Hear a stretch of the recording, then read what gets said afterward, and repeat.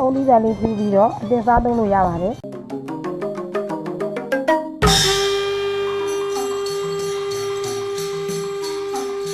ဒါလေးကလည်းမြန်မာစားစာတစ်မျိုးဖြစ်တယ်မုန်းကြဘူးဖြစ်တယ်ပြီးရင်လည်းစာမလေးနည်းနည်းထည့်ပြီးတော့ဒီနည်းနည်းထည့်ပြီးတော့ဒီနေရပါတယ်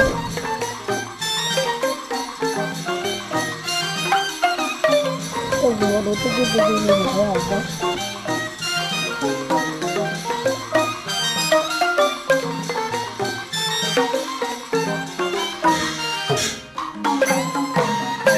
ဒီလိုလုံးလေးတွေပြီးပြီးဒီလိုပတ်ပြီးတော့ဆောင်းမှာထည့်ရအောင်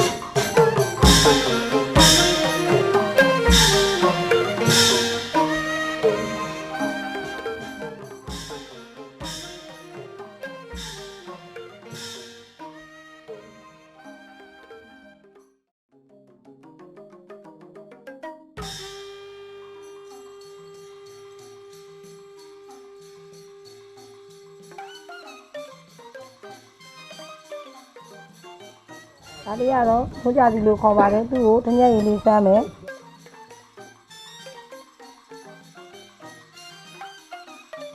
အုံးသီးဆန်လေးပြီးပြီးတော့အတင်စားသုံးလို့ရပါတယ်